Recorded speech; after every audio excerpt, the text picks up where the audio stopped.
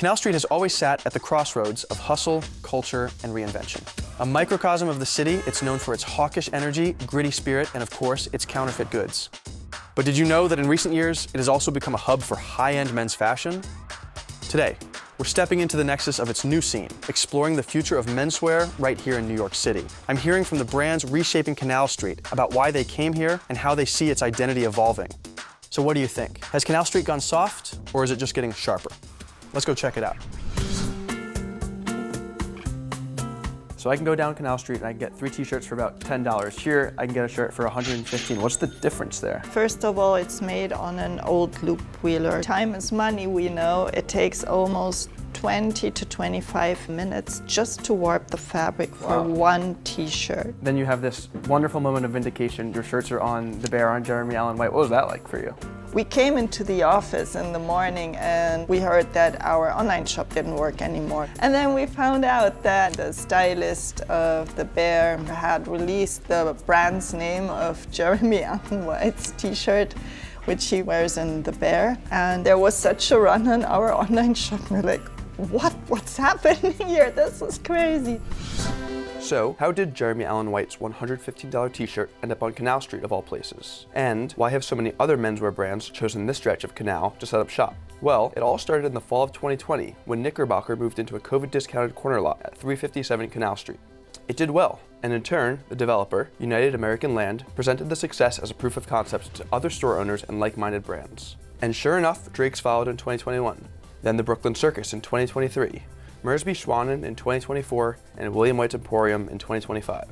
What do you think it is about Canal Street that draws these kind of like-minded businesses? I mean, regardless of like price for this unit, you know, I think this is very much the segue into all the transporting traffic that you get here. You have the Holland Tunnel, the ACE runs off here, the NQR, the 456, the 1, the J. This is a very well-commuted street. We get a lot of foot traffic. Canal Street felt like the last kind of artery of New York, connecting east and west, north and south, and was an interesting threshold. Canal just seemed like a natural home, being right in between Tribeca and Soho.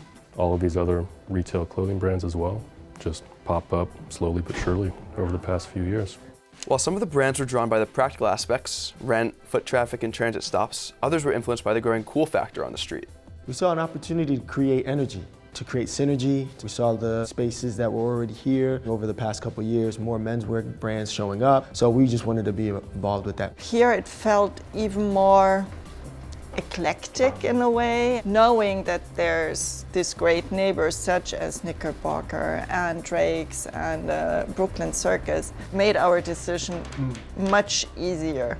If you go back to the 60s, this has been like the mecca of like art, industrial stuff. You know, this is the biggest artist spaces here for the longest time. He's right. Going back to the 60s and even long before, Canal Street has been a center of commerce, where cultural and socioeconomic worlds collide.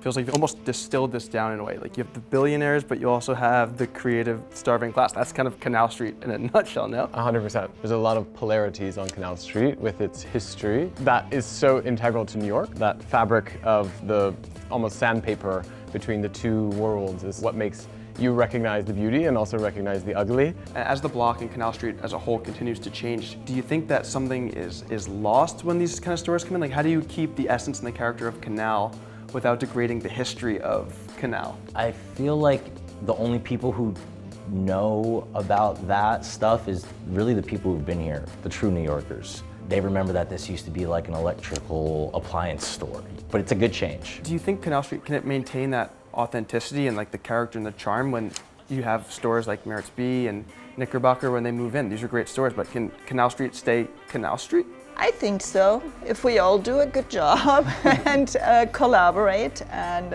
work together as a big team with everybody who's here, I think, yeah, that's our challenge. Of course, the Canal Street evolved a lot over the last years. The creative part of the Canal Street is getting even stronger.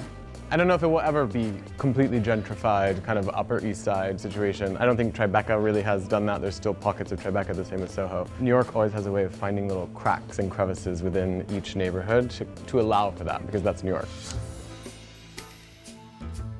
On the subject of looking forward, what do you think Canal Street looks like 5 years from now? Do you see more of these kind of boutique, beautiful clothing stores? I hope so. I really hope so, that the energy continues to push down Canal and continue to refine Canal so it is a destination. It's not just great when it's one big brand that holds the weight in the whole street.